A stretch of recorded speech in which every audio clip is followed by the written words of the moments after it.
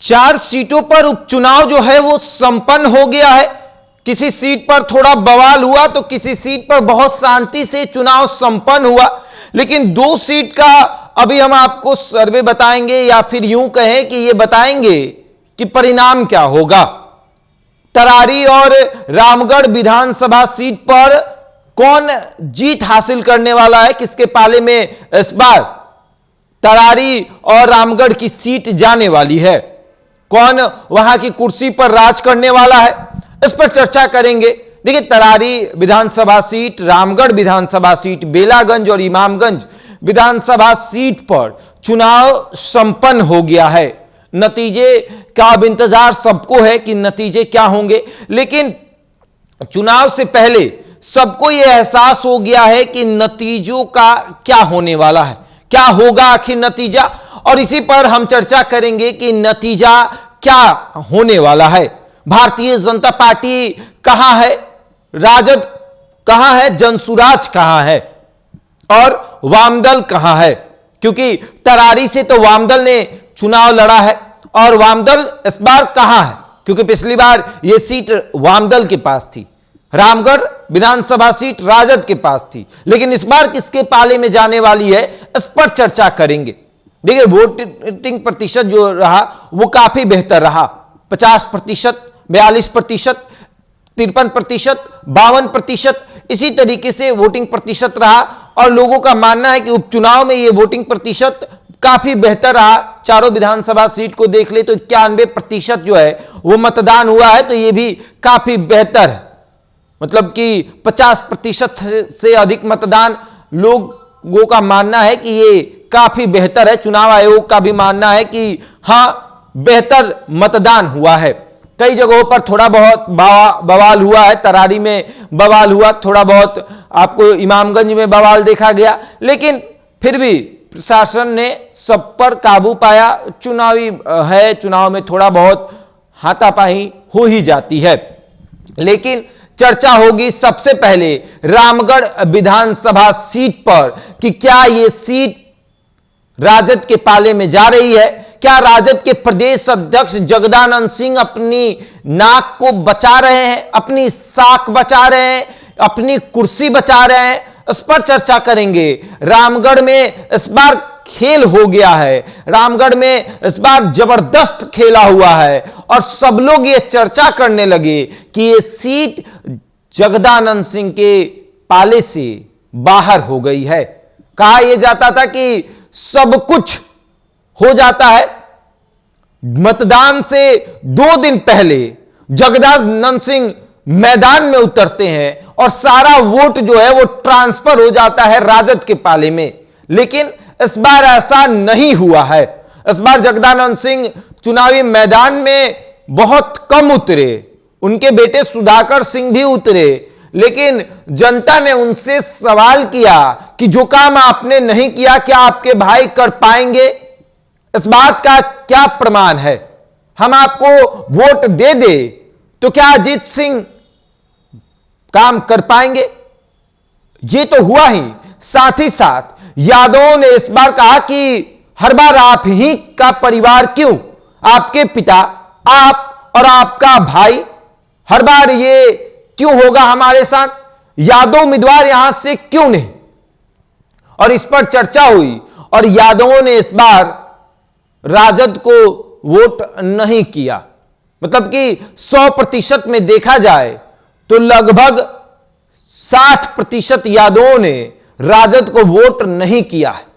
मुसलमान की बात कर ले तो इस बार मुसलमानों ने भी राजद को वोट नहीं किया है। मुसलमानों ने भी कहा कि वोट लेने की बारी आती है तो ये मुआई नजर आता है, जब मतदान खत्म हो जाता है, जब टिकट देने की बारी आती है तो A to Z नजर आता है। तो इस बार हम भी A to Z ही देखेंगे।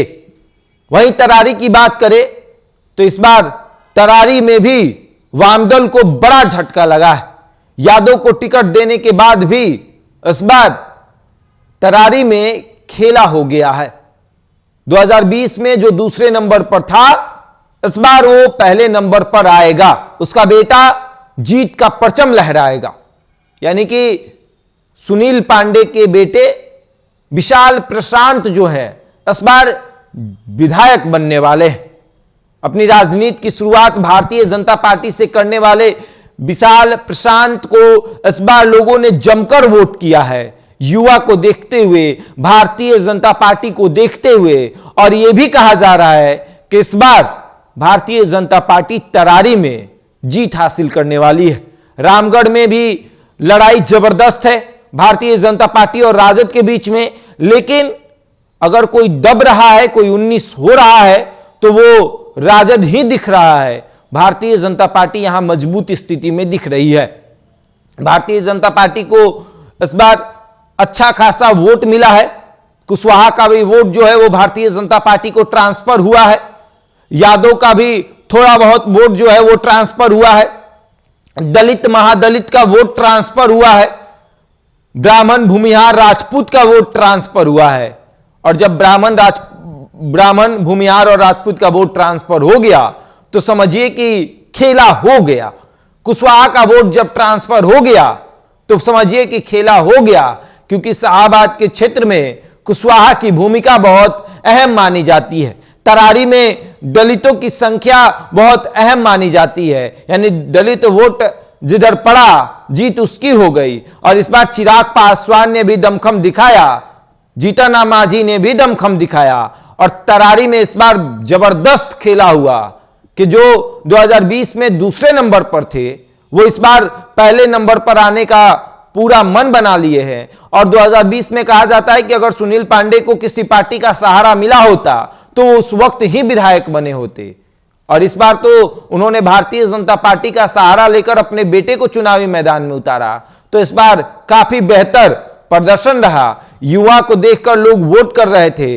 और वामदल के विधायक पिछली बार थे तो लोगों की उम्मीद वामदल से थोड़ी कम हो गई थी, क्योंकि लोगों का मानना था कि सांसद भी वामदल से होगा, विधायक भी वामदल से होगा।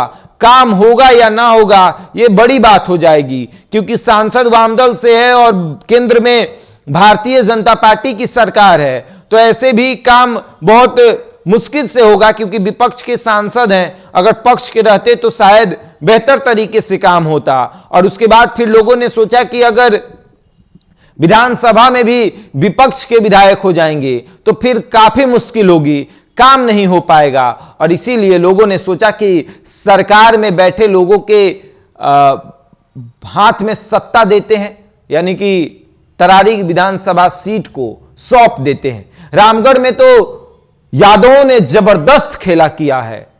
यादव ने यह दिखाया कि ये 6 महीने का जो टर्नओवर है या साल भर का मान लीजिए, 6 महीना ही मानिए, अगर 6 महीना में हम ये नहीं दिखाएंगे कि हमने इनको इसलिए हराया क्योंकि यहां से कोई यादव कैंडिडेट नहीं हुआ, तो फिर 2025 में कोई यादव नहीं हो पाएगा, फिर से जगदानंद सिंह का ही परिवार आएगा। इसलिए इनको हराना बहुत जरूरी है। और इसलिए रामगढ़ में जबरदस्त खेला हुआ है, यानी कि रामगढ़ विधानसभा सीट और तरारी विधानसभा सीट पर इस बार भारतीय जनता पार्टी का कब्जा होने जा रहा है। शाहाबाद में भारतीय जनता पार्टी इस बार अपना झंडा लहराने जा रही है और भारतीय जनता पार्टी ये दिखाएगी कि इस बार हमने जो कहा वो कर दिखाया। शाहाबाद पर भाजपा का या फिर यूं कहे कि एनडीए का कब्जा हो गया।